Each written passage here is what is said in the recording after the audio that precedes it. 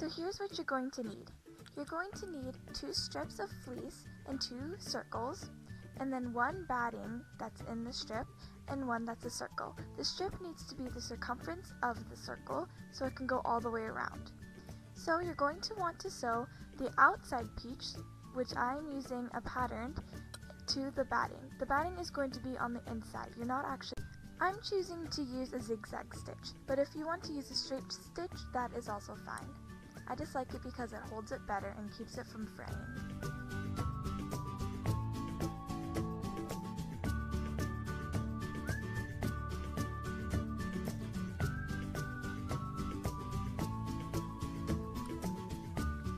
So this is what it should look like when you're done.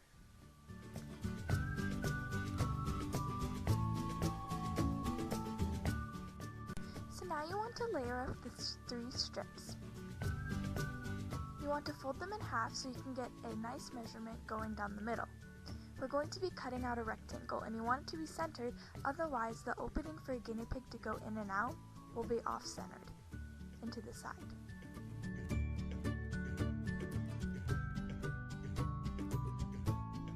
So I used the Sharpie and a ruler so that I could keep it nice and precise. The Sharpie just made sure that I wouldn't cut off in a weird direction, and the ruler made sure that it was centered in the middle. Now go ahead and cut it out. So here's what they should look like now. Now, the same thing that you did for the circle, you're going to do the middle layer, so the batting, to the outside layer, which is the patterned one, and you're going to sew all the way around the edge. So this is what it should look like. So now what you want to do is you want to fold it over in half and sew along to make a ring. You're also going to be doing this with the leftover piece that you had. Mine was the pink side.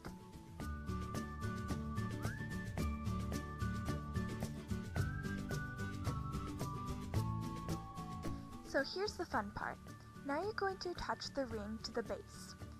You're simply going to flatten it down using kind of like masking tape and pins. That's what I used. You're just going to sew around the circle. So after taking it off, you're going to kind of get this cup shape, as in Cuddle Cup. So flip it inside out. You're also going to do this with the inside, so the lining. Mine would be the pink piece and the blue one, like here. So this is what they should look like. So now you're going to put the right sides together, so the pretty sides, and have the not as pretty side facing outside. This is opposite of how it normally would be. You're going to line it up and you're basically going to kind of sew around the top of it and then leave a gap in the middle so you can flip it inside out, and I would use some pins for this. So this is what it looks like pinned. And you just want to sew it. I used a straight stitch and a zigzag stitch. I kind of just chose for which area I needed it, but whatever works for you works.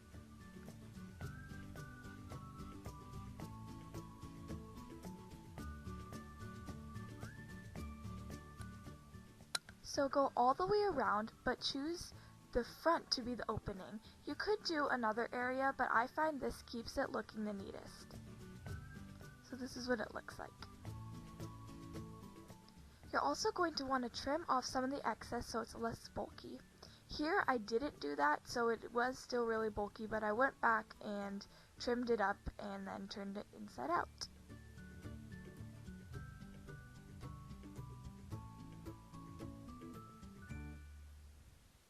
So here's what it looks like so far. You're going to want to close the gap so then nothing gets inside there. I made a natural seam by sort of just pressing it together, and then you also want to sew around the circle. You don't have to, but I feel it keeps it all together. So this is the finished product. This is so fun and it's so bright and colorful, and I know you're going to love it. I really recommend doing this project, and it's really beginner friendly. So have fun with doing this project. See you guys in the next video. Bye!